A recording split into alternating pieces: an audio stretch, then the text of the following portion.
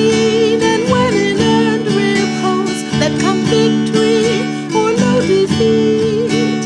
In my heart, Lord, ever so silently, I will always think of thee.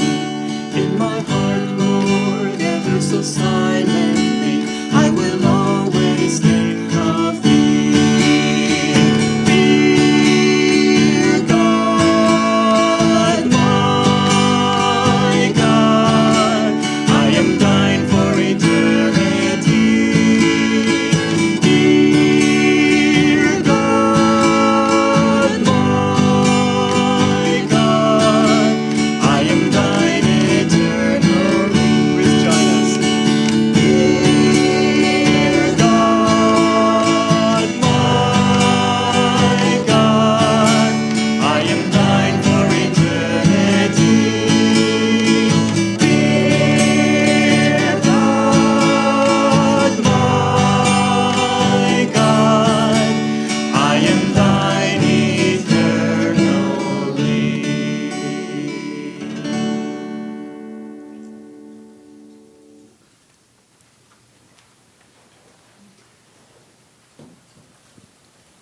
Good morning, everyone.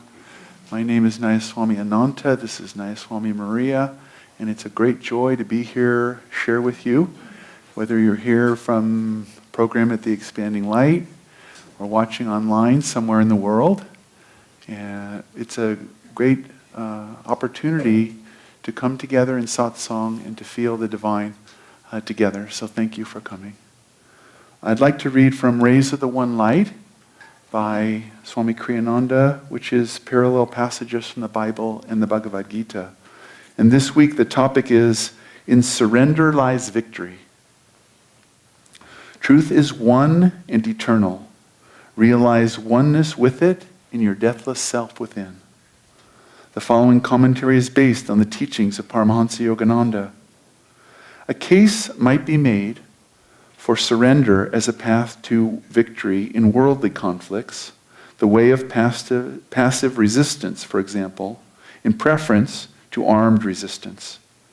But our point here concerns a higher kind of surrender, the surrender of our deluded egoic will to the wise and almighty will of God. Human will is, as Paramahansa Yogananda used to say, guided by whims and limited understanding. The divine will is in harmony with every level of reality. Though the divine will sometimes appears to us at first to be wrong, it proves always, eventually, to be for our highest good. Human will is inconsistent. It leads us one day to success, another to disaster. The divine will, when we surrender to it completely, though it is not always easy to do so, always brings us deep inner peace and joy in the end. Jesus Christ demonstrated this perfect surrender to God's will in the Garden of Gethsemane, the night before he was captured and imprisoned, preparatory to his crucifixion. He went apart from the others to pray and asked them to pray also. But when he returned to them, he found them asleep. Out of his love for them, he excused them, saying, "The spirit indeed is willing, but the flesh is weak." He then urged them again, saying, "Watch and pray." Their weakness in those circumstances was particularly sad, and the disciples themselves must have regretted it bitterly later on. We all know the symptoms of human weakness, though we may excuse them in ourselves, saying, "Well, after all, I'm only human." But what are the signs of true strength? We find in all cases that these are the fruit of a life wholly surrendered to God. The Bhagavad Gita lists these signs in the 13th chapter. Humbleness, truthfulness, and harmlessness, patience and honor, reverence for the wise, purity, constancy, control of self, contempt for sense delights, self-sacrifice, perception of the certainty of ill in birth, old age, and frail mortality, disease, the ego's suffering and sin, detachment, lightly holding thoughts of home, children, and wife, those ties which bind most men, an ever tranquil heart, heedless of good or adverse fortune, with the will upraised to worship me alone unceasingly, loving deep solitude and shunning noise of foolish crowds, calm focus on the self, perceived within and in infinity. These qualities reveal true wisdom, Prince. All that is otherwise is ignorance. Thus, through Holy Scripture, God has spoken to mankind.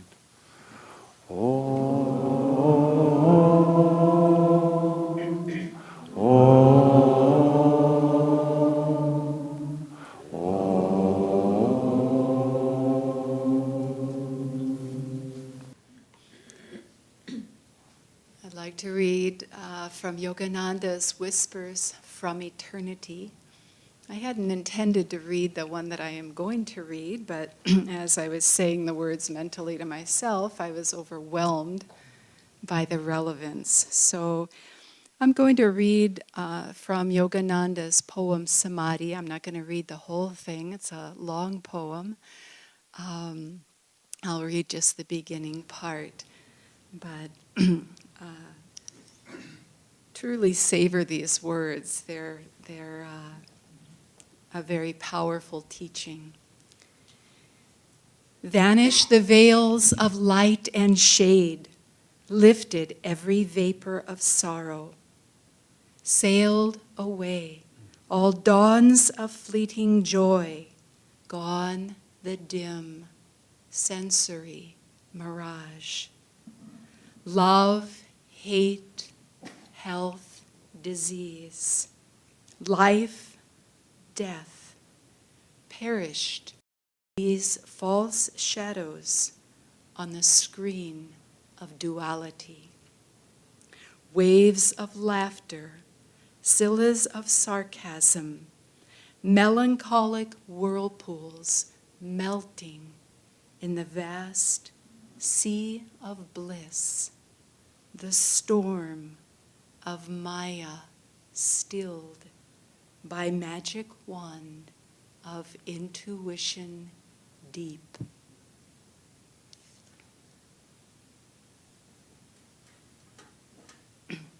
For those of you who aren't familiar with that poem, I highly recommend, as Yogananda did, that you frequent it with regularity. It very powerfully cuts through a lot of the seeming discrepancies and incongruities of this world. It's interesting to note and to recall that Yogananda wrote this poem in New York City while riding a subway through the busy city. It's really quite something to contemplate and again to frequent, because they're in the midst of clearly a very heterogeneous environment. I'm sure there are souls calling to God in New York City and any urban area. But there's also a lot of calls that go out that are desperate for what the world offers in terms of materialism. And yet, here he was, and he broke through that consciousness of the material realm, of material consciousness, and was in that state of samadhi. So wherever we are, and I think this is a great part of the message, Swami Kriyananda singled out this story of Jesus in Gethsemane. Certainly a very trying circumstance. He wasn't at all oblivious to what was before him. He could see, he was aware of the human drama and how it was going to play out. And yet vanished the veils of light and shade. When Yogananda said to that disciple, he used to photograph pictures of him all the time, and Yogananda said, "Let me go into samadhi." And just like that, he left the realm of matter, he left the realm of the world, whatever circumstance, and went into that state. The act of surrender is an act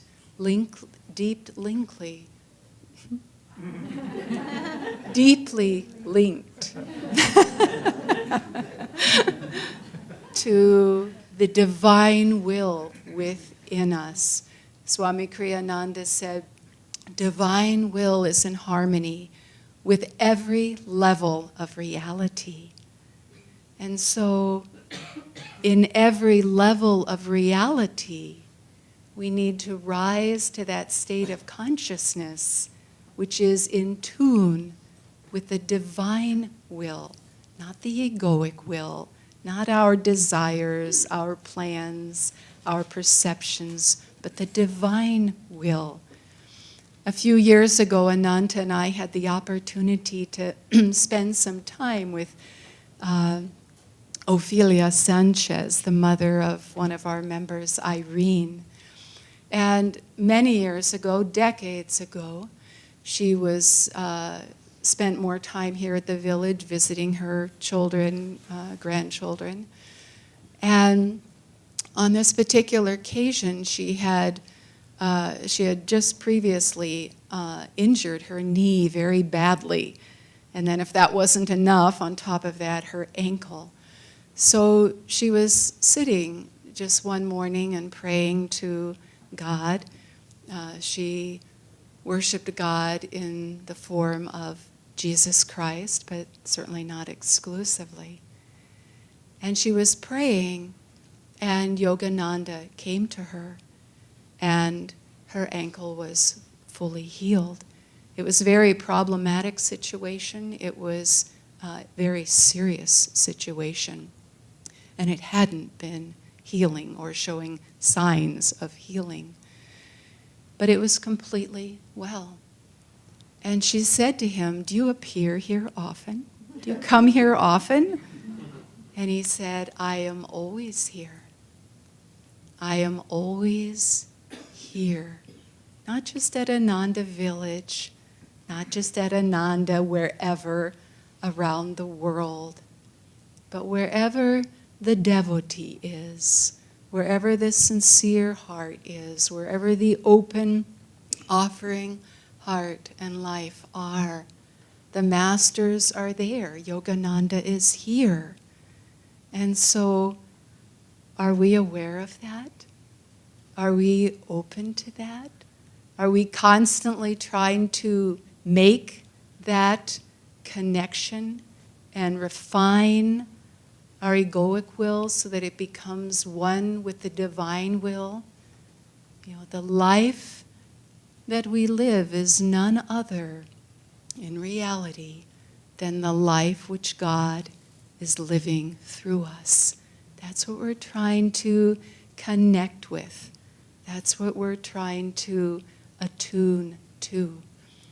And if you look at the life, obviously, of Jesus and this circumstance in Gethsemane in which he knows, he can see the future, he can see the program, he knows the script.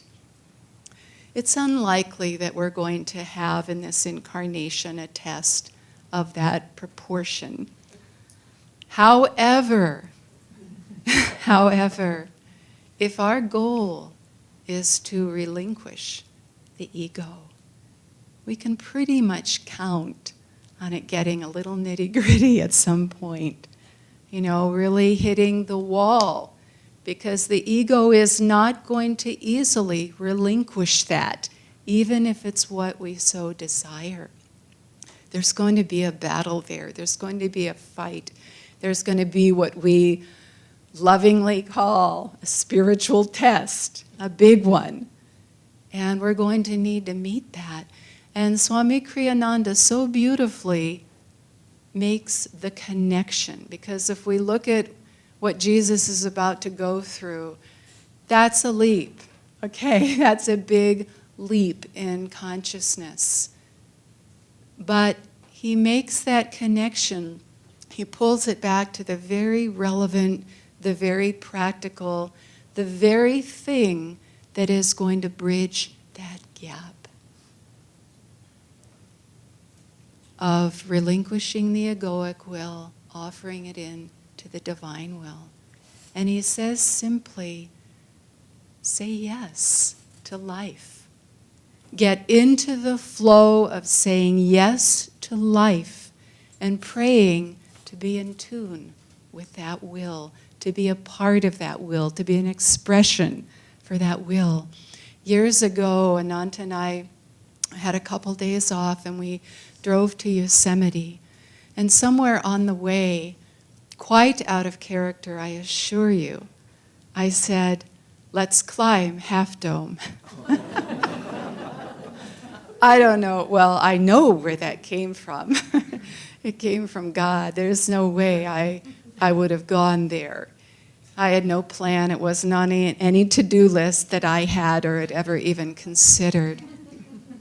And he looked at me with some wonder. We got there very late at night, set up our tent, the next morning threw the food we had into the pack and set out. This is a long hike to do in a day from the valley floor. It's somewhere around 17 miles or something, I think. It's ridiculous. But we set out. We had World Brotherhood Day the night before. We had this leftover Indian food. We were on some other plane, evidently. It was a great event.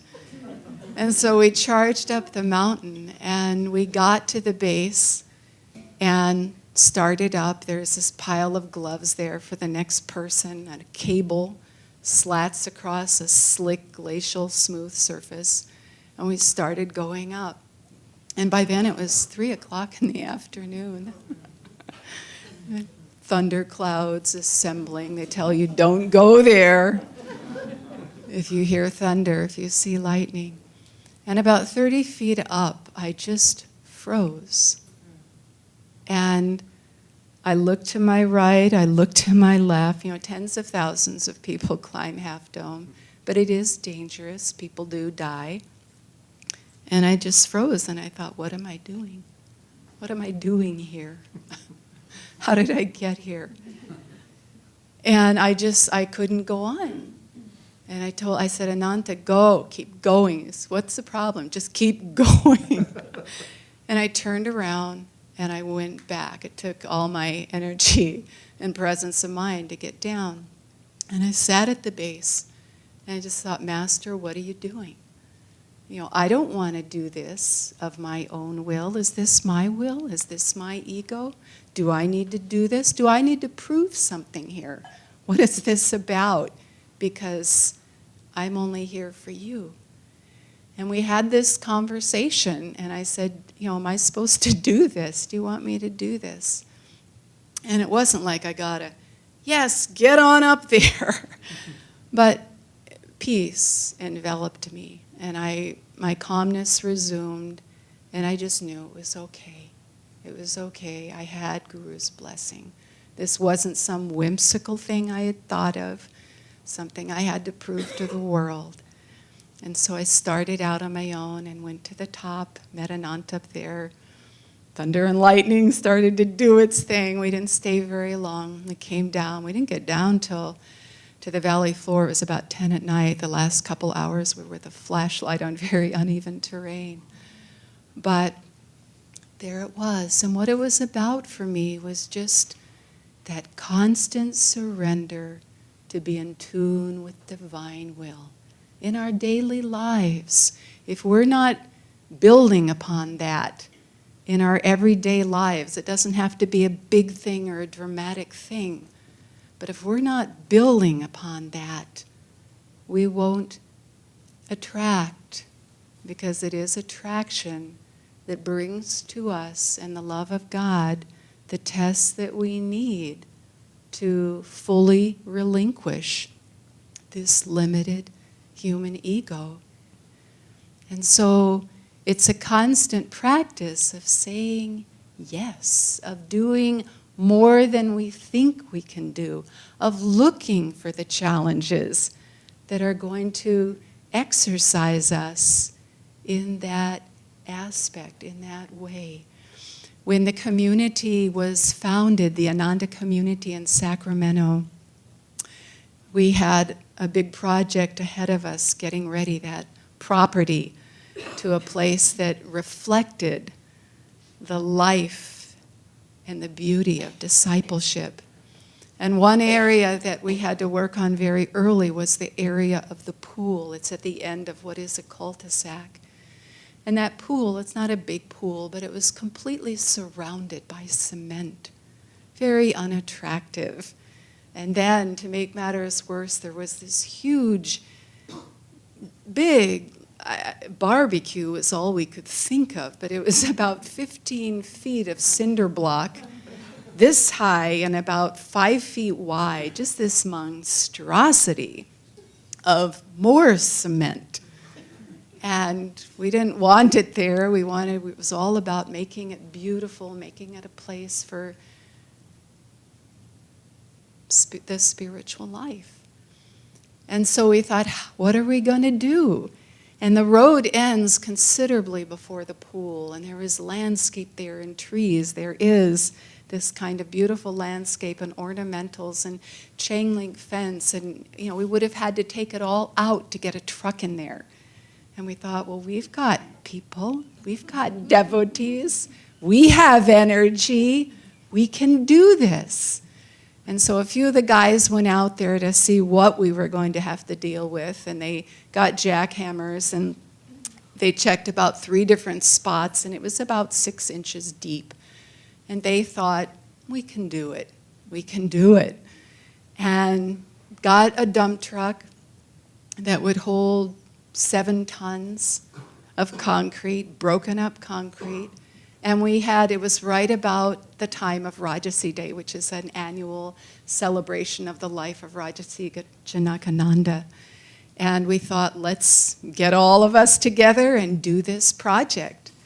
And so the guys were out there busting up with jackhammers all of this cement. Well, what they found out was that most of the areas were 2 feet deep in cement.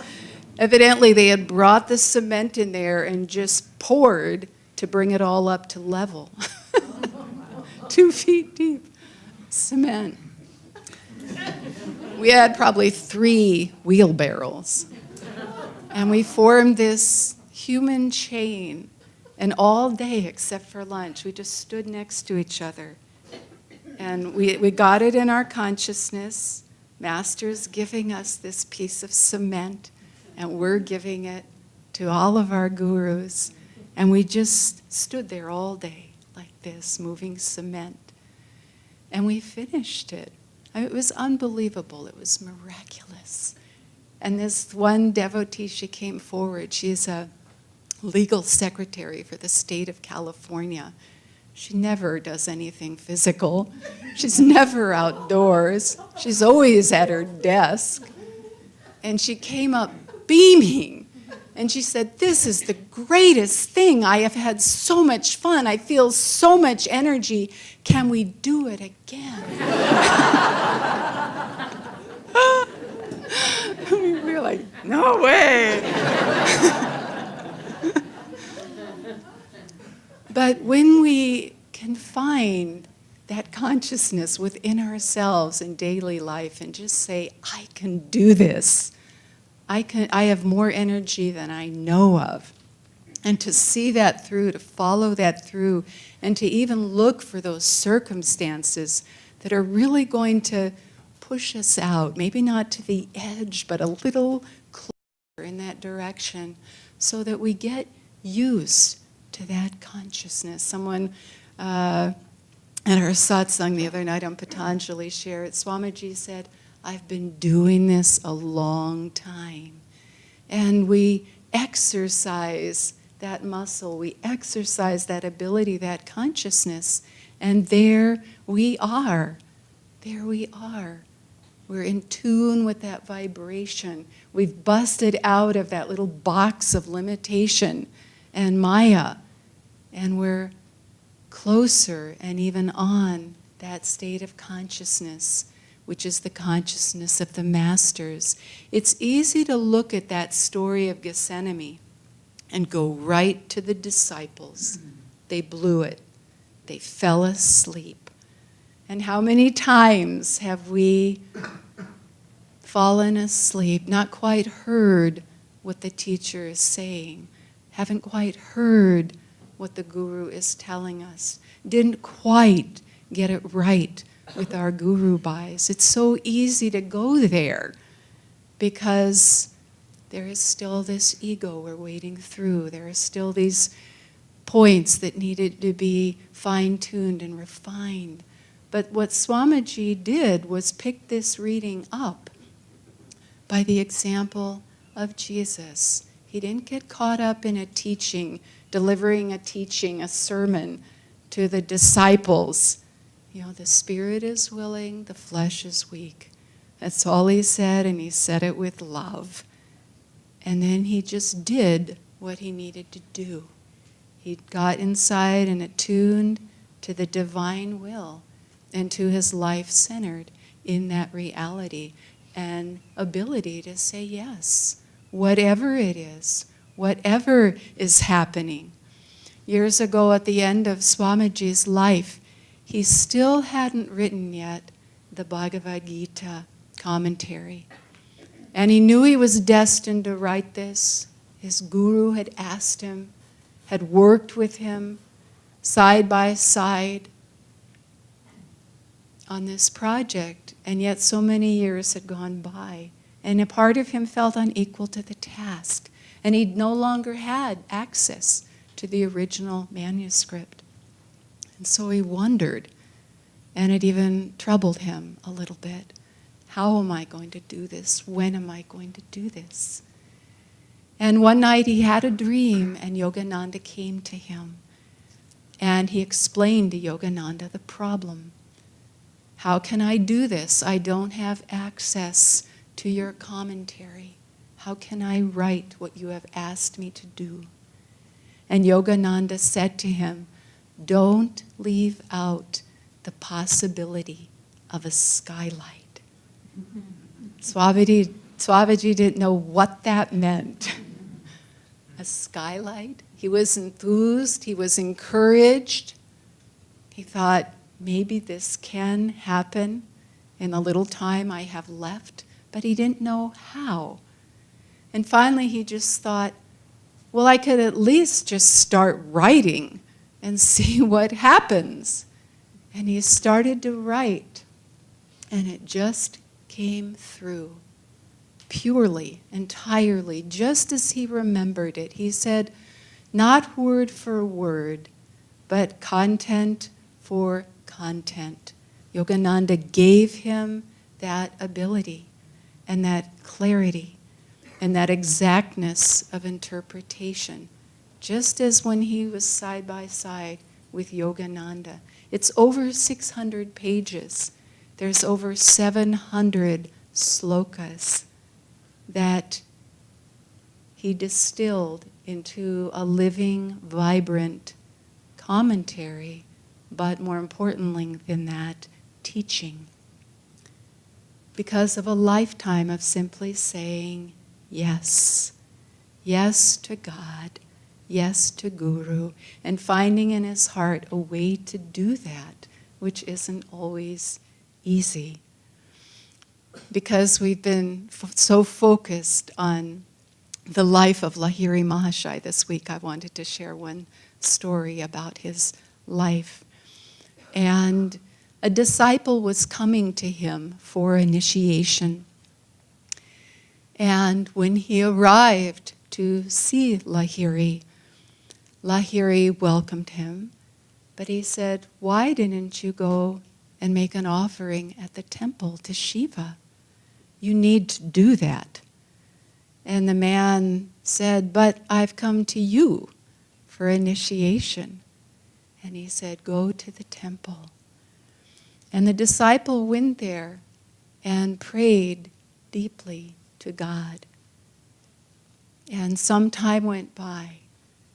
And when he came out of that meditation, when he opened his eyes, sitting in front of him was no longer the statue of Shiva, but Lahiri Mahashai. When we open up to the divine will, when we really try to seek to the best of our ability attunement with that reality comes to us. That reality merges with our consciousness. We merge with that consciousness. Our effort, our yes, is a door open onto that reality. And so divine will is achieved by developing our own willpower and going deep in that, becoming strong in that, saying yes, expanding what we are able to do and be an instrument for, and asking to be one with that divine reality, with that divine consciousness. That's how we get to the place where Jesus was in that instant, fully open to the divine will, because having lived a life of simply saying yes to God. So I wanted to close with an affirmation together.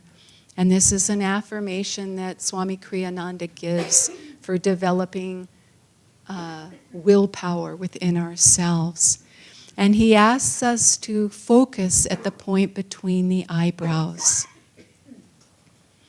and to hold very strongly there the thought of an intense, increasingly intense will power, power of the will.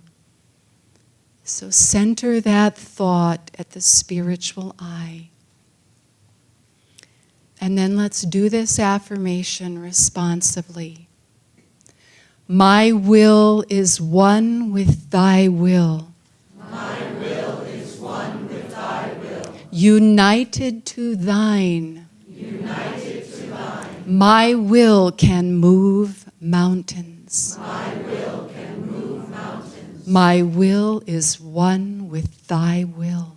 My will is one with thy will. United to thine. United to thine. My will can move mountains. My will is one with thy will. United to thine. My will can move mountains. And now mentally, my will is one with thy will. United to thine, my will can move mountains.